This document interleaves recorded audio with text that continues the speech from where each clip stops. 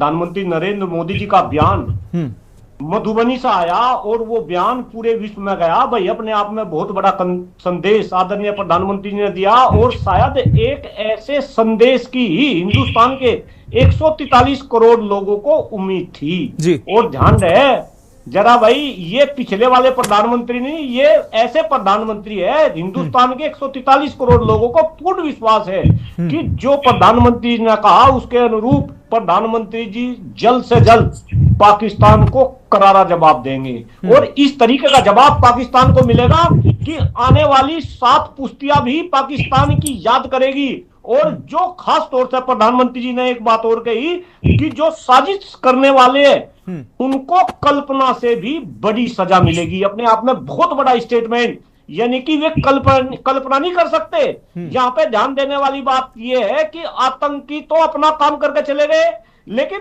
उनके पीछे किसकी सोच है। और खास तौर से डॉक्टर कुलदीप मलिक आपके चैनल के माध्यम से यहां पाकिस्तानी आर्मी को कटघरे में खड़ा कर रहा। मैं तो ये कह रहा कि डायरेक्ट पाकिस्तानी आर्मी को जो है निशाना क्यों नहीं बनाया जाता, क्यों नहीं उनके 1000, 2000, 5000, 10,000 सैनिकों को जो है मौत के घाट उतारा जाता। तब पाकिस्तान को कहीं ना कहीं ये सारी की सारी बातें समझ आएगी। और जिस तरीके से, जिस बर्बरता के साथ आतंकी हमला हुआ और 26 लोगों की जान गई, आप धर्म के नाम पे लोगों को गोली मारेंगे, आप धर्म पूछेंगे, फिर इंसान को गोली मारेंगे और उसकी पत्नी को आप छोड़ेंगे और आप स्टेटमेंट देंगे कि भाई आप जो है ये संदेश देंगे, इस वजह से आपको छोड़ रहे।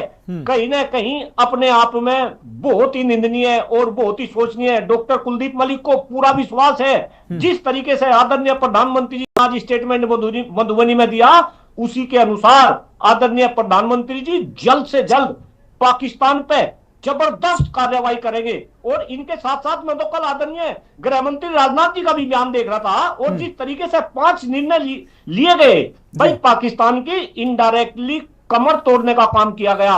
अभी आप बता रहे थे सिंधु जल समझौता, पाकिस्तान के साथ कई सारे हमने युद्ध लड़ लिए, उसमें सिंधु जल समझौता को जो है हमने छेड़ा तक नहीं, लेकिन सिंधु जल समझौता को भी रद्द करा गया।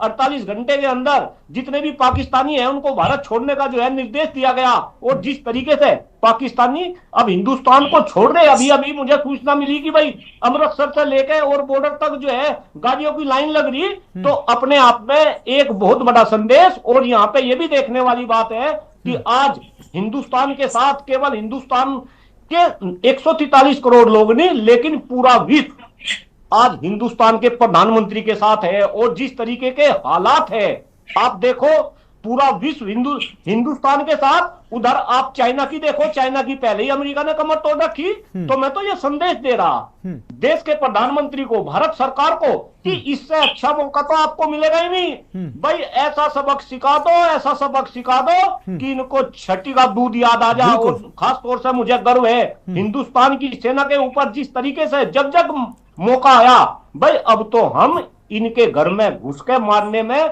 हमें जो है महारत हासिल होगी।